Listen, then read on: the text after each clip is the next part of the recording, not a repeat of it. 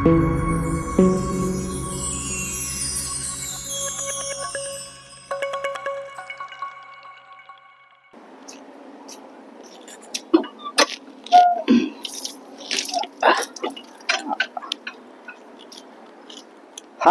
అందరికీ నమస్తే అండి.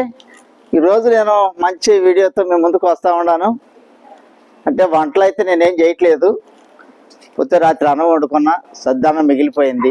దాన్ని ఏ విధంగా మనం సేవ్ చేస్తాం అనేది ఇప్పుడు మీకు ఈ వీడియో ద్వారా నేను చూపిస్తామండి. ఓకే, రండి చూద్దాం.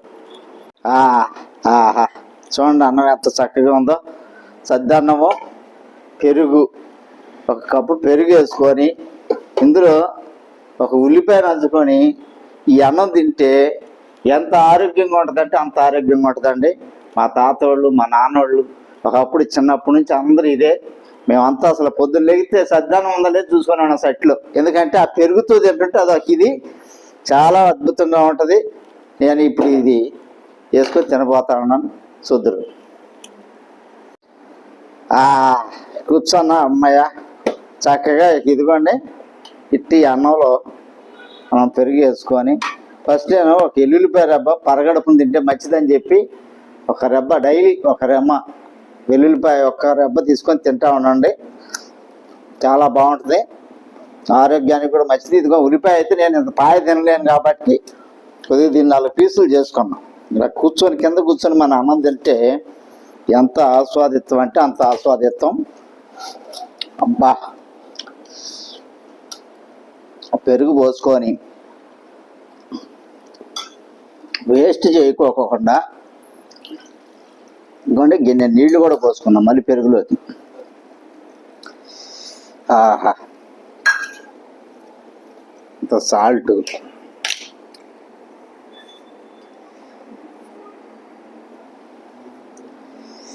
ఆహా, ఇంకా మధ్యాహ్నం 3 అయినా మనకు ఆకలి ఉండదు. ఇంకా ఈ రోజంతా దీంతోనే సరిపోద్ది సగం పడ. ఎందుకంటే అంత ఆరోగ్యంగా ఉంటుంది పెరుగన్నం తింటే. రోజు తినకపోతే అసలు ఒక రోజు తినలేదంటే మనకి ఎట్లా ఉంటుంది, ఒంట్లో రైళ్ళు పరిగెత్తి అనమాట. ఇడ్లీలు, టిఫిన్లు, ఇవన్నీ చట్నీలు అంతా ఇప్పుడు వచ్చిన కాల పద్ధతులు అవి.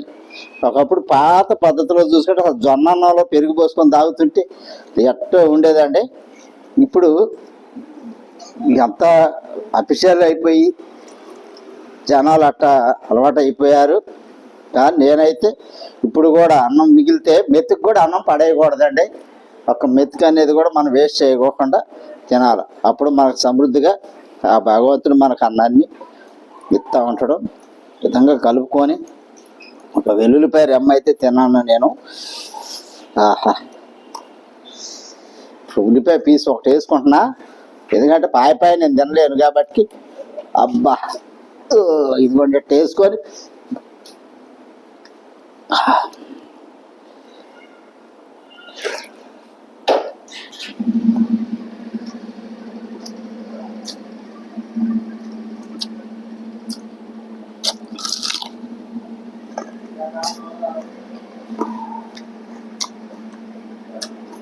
మూడైనా ఇక ఆకలి ఉండదండి. 3:30 కన్నా మనకి ఆకలి అనేది ఉండదు. మీరు కూడా ఇంట్లో అన్నం ఉన్నప్పుడు ఇప్పుడు కూడా మెతుకు వేస్ట్ చేయకోకుండా చక్కగా ఇలా